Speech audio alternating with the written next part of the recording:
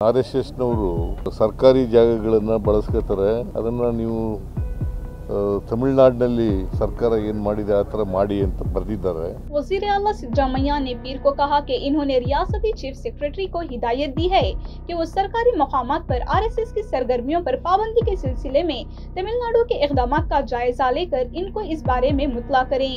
सिद्धरामैया का ये बयान इनके कैबिनेट के साथ ही ITBT और देही तरक्की और पंचायत राज के वजीर प्रियांक खरगे के एक खत के बाद आया, जिसमें इन्होंने सरकारी इदारों और अवामी मकामात में RSS की सरगर्मियों पर रियासत भर में पाबंदी लगाने का मुतालिबा किया है और ये दावा किया गया है कि ऐसी सरगर्मियां हिंदुस्तान के इत्तेहाद और आइन की खिलाफ वर्जी करती हैं।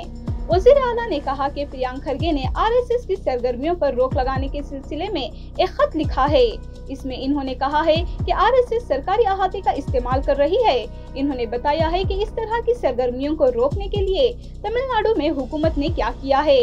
मैंने चीफ सेक्रेटरी से कहा है कि वो इस बात की तस्दीक करें और देखें कि तमिलनाडु में क्या हुआ है। 4 अक्टूबर को वज़ीर आला को लिखे एक खत में कांग्रेस सदर मल्लिकार्जुन खरगे के बेटे खरगे ने इल्जाम लगाया कि RSS सरकारी और सरकारी इमदाद याफ्ता स्कूलों के साथ साथ अवामी मकामात पर अपनी सरगर्मियां चला रही हैं, जहां नारे लगाए जाते हैं और बच्चों और नौजवानों के जहनों में मुनफी ख्यालात डाले जाते हैं। ಇವ್ರದಾದಂಥ ಯಾವುದೇ ಇತಿಹಾಸ ಇವರಿಗಿಲ್ಲ. ಕೋಮದ ವಿಷಬೀಜವನ್ನು ಬಿತ್ತೋದು, ಧರ್ಮ ರಕ್ಷಣೆ ಹೆಸರಲ್ಲಿ, ಗೋರಕ್ಷಣೆ ಹೆಸರಲ್ಲಿ ಯಾವ ರೀತಿ ವಾತಾವರಣ ಇದೆ ನೀವೇ ನೋಡಿ. ನಮ್ಮ ಸಮಾಜಗಳಲ್ಲಿ ನಮ್ಮ ದೇಶ 2014 ಇವಾಗೇನು 11 ವರ್ಷ ಆಗಿದೆ, ಹಿಂದೆ ಹೋಗಿದೆ ಮುಂದೆ ಹೋಗಿದೆ ನೀವೇ ಹೇಳಿ. ನಾನು ಹೇಳೋದು ಬಿಟ್ಬಿಡಿ, ಮೋಹನ್ ಭಾಗವತ್ ಅವರೇ ಅವರ ಒಂದು ವಿಜಯದಶಮಿ ಸ್ಪೀಚ್ನಲ್ಲಿ ಹೇಳಿದ್ರು ಆರ್ಥಿಕ ಅಸಮಾನತೆ ಜಾಸ್ತಿ ಆಗಿದೆ ಅಂತ. ಅಂದರೆ ಯಾರಿಂದ ಆಗಿರೋದು ಇದೆಲ್ಲ, ಹೇಗಾಯಿತು ಇದೆಲ್ಲ? ಆಮೇಲೆ ಈ ಗೋರಕ್ಷಣೆ, RSS ತತ್ವ ಸಿದ್ಧಾಂತ ಎಲ್ಲ ಬಡವ್ರ ಮಕ್ಕಳಿಗೆ ಯಾಕೆ?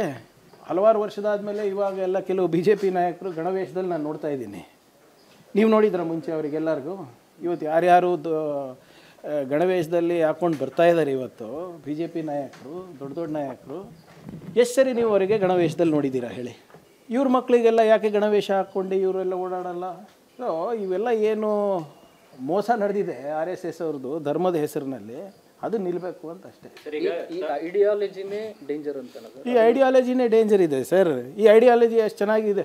RSS ಐಡಿಯಾಲಜಿ ಚೆನ್ನಾಗಿದ್ದಿದ್ರೆ ಅವ್ರವ್ರ ಮಕ್ಕಳಿಗೆ ಹೇಳ್ಕೊಡ್ತಾ ಇರಲಿಲ್ವಾ?